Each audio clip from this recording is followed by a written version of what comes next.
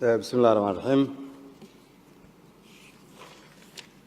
Your Highness, Sheikh Musa bin Nasir, Excellencies, distinguished guests, ladies and gentlemen, I'm glad to join you today to attend this important event organized by Silatech on empowering youth, transforming societies.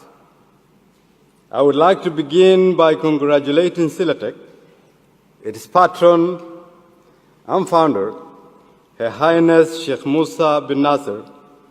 We congratulate you and your team today on 10 years of working to spread opportunities to youth and women across the Middle East and Africa. We are grateful for the services and the support you've been rendering to our people. We are cognizant of the work you are doing around the globe, and more notably in my own country, Somalia.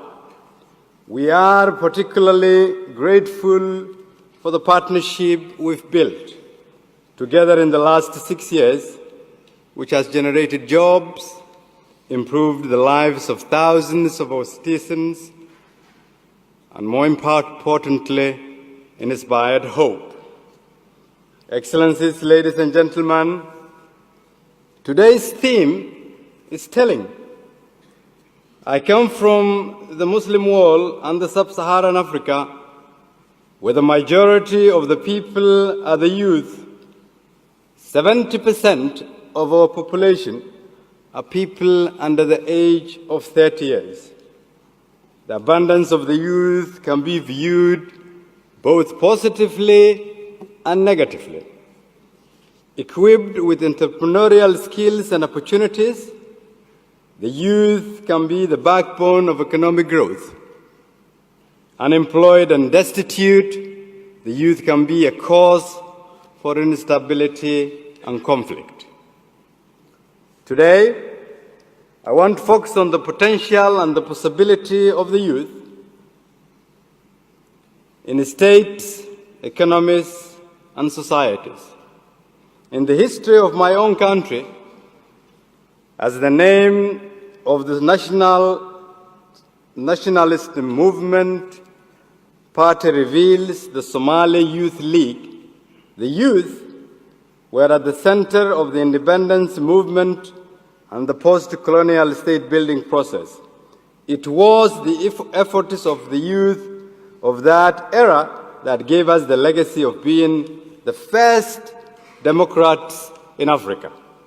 It is only in our recent history and under the misguided leadership of older generations that the energy and potential of our youth was utilized for clanism and extremist agenda. It is my argument today that revival of Somalia's glorious past and its future depends on its youthful population. It is therefore the responsibility of our generation to help our youth reclaim their hard-earned heritage and give them the opportunity to reshape our nation and their destiny. Excellencies, ladies and gentlemen, today, the prospects of our nation are immense and within reach. And in order for us to create opportunities for our youth, it was necessary for us to begin by undertaking far-reaching state reforms. Reforms that are inclusive, based on fair mechanisms, and cater to our people's hopes and aspirations. We therefore impact on an agenda through 4 distinct roadmaps, namely inclusive politics, security and justice, economic recovery, and social and human development roadmap. By structuring our work, we have been able to function more efficiently, coordinate better, and to allocate our resources to Somali priorities. At this critical juncture of our state-building process, the greatest opportunity for Somali's youth is undoubtedly in the process of democratization. As we speak today, we are adopting a new electoral model that will enable a system of one person, one vote, which will pave the way for multi-party democracy.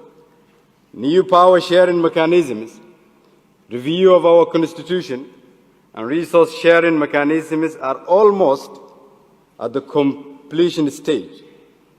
As a result of these reforms, the hope of our youth can be seen in their renewed involvement and increased political participation and political debate that are shaping in our country. The youth also need to find their space in the economic sphere, as we are in the process of establishing the Somali governance and regulatory framework of our economy that will serve as the foundation of our development and youth-centered economic growth policies. We are therefore nearing completion in the development on sound public financial management systems, employment policies, poverty reduction strategy, investment policy, anti-corruption laws, and most importantly, re-engagement with international financial institutions.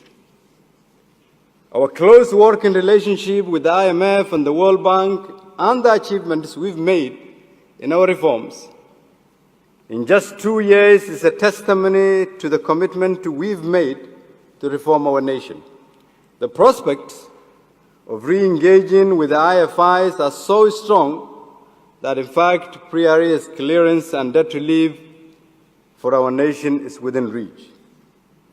Investments made by organizations like Silatech is supporting these reforms. We are also undertaking massive initiatives to reform our public sector at large, focusing on unprecedented security sector reform and civil sector reform. We're taking bold and strategic decisions to give our youth an opportunity to take up leadership roles in both these critical sectors. The formation of a new institution with the youth at the helm will not only empower them, but also lay the foundation for healthy state-society relations. Just think about it. With 70% of our population being youth, every policy devised, every company established, every sector invested in, every job created is an investment in the youth in our country. Excellencies, ladies and gentlemen, while the agenda I have laid out will have an impact on the growth and future of our nation, the question I would like the audience to further debate are how can we ensure that the investment we are making does not strengthen the power and the position of the few elite, but rather give an opportunity to the majority, who are youth. We further ask you the question on how can we change the prevailing narrative that aided the elite and sustained the war economy in fragile states like Somalia. We further ask what kind of innovative policy instruments can post-conflict societies utilize to combat the root causes of terrorism and extremism. Your Highness, ladies and gentlemen, based on the steps we've taken and the experience we've gained in over the past 2 years, our holistic approach in fighting extremism and terrorism is yielding results. It means it needs a holistic approach in fighting terrorism by investing youth. That can be seen through the positive economic growth, social mobilization, far-reaching security sector reform, and provision of services, including job creation that benefits the youth. But most importantly, the visible hope and political participation by the youth is the greatest indicator. Your Highness, Excellencies, ladies and gentlemen, The Somali model, if fully supported and invested in, will provide lasting solutions for our country as it is Somali envisioned based on the contextual realities on the ground. This model can also become a shining example that can be replicated elsewhere. It is therefore my hope that all of you here today would become advocates for a new narrative to empower youth and transform societies. Let us best utilize the most valuable resource available in the most complex nations, the youth. Thank you.